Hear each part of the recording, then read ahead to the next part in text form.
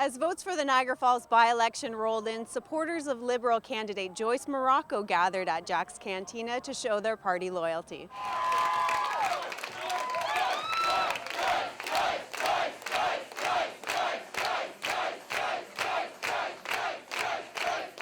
It's very disappointing, to see that you think that you give so much for your community and you work so hard, and the result was that you didn't come in first. But at the end, somebody's got to lose, but you never think it's you. So I actually always thought and had a very positive frame of mind that I was going to win. So I kept that in my team. I kept it positive right to the end because I truly thought that I was the best candidate, and I still do think I'm the best.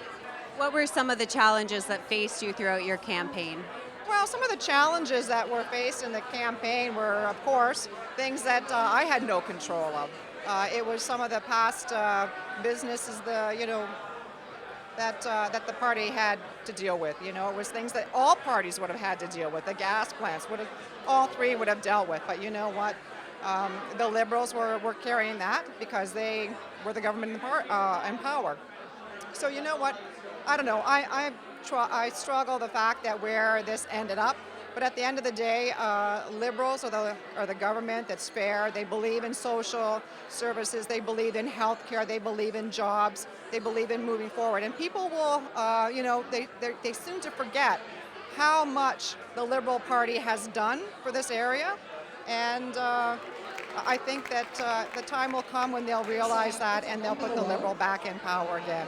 But, I think that they'll see they're not going to go any further with the N.D.P. They're not going to go anywhere at all because at the end of the day, it's a by-election, and tomorrow Kathleen Wynne is still the premier. So now you have an N.D.P. sitting in the back benches, and Niagara in the Lake and Fort Erie will get nothing done. Now, a couple times tonight you've mentioned your rockin' supporters. If you could send a message to them now, what would it be? My volunteers and my supporters are awesome, and they'll always stand by me, and they're dedicated and true because they know how hard I work and that my lifelong dedication is to my community and to my people. Because as a mother and a grandmother and someone who takes care of a terminally ill mother, I know what you need, and I know the services that are important to each and every one of us. So I will continue to keep that fight going, and maybe I'll be rewarded one day. So what happens for you tomorrow now that the election's over?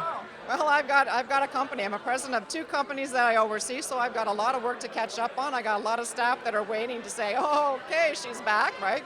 And I continue on with city council issues. So as I said, I've never left council. I didn't abandon my chair. I was pleased to be sitting at the table there to bring a zero tax increase back to the taxpayers of Niagara, and we'll continue to work hard again too, and hopefully that we can continue to work very closely with the province, because as people will remember, the only reason we are bringing a zero is because the Premier actually looked at our casino dollars and the not so good deal that we got from the PC government on the casinos with $3 million and made it fair that we got $22 million in our city coffers. And that's huge, so people have to realize what this government's done, and I think eventually they will, but I hope it's not going to be too late. Joyce, one final question. Would you consider running in an election again?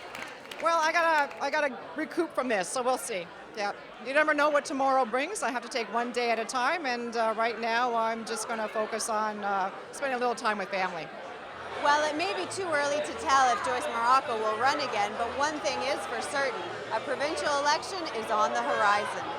Reporting in Niagara Falls for The Source, I'm Katie Jones.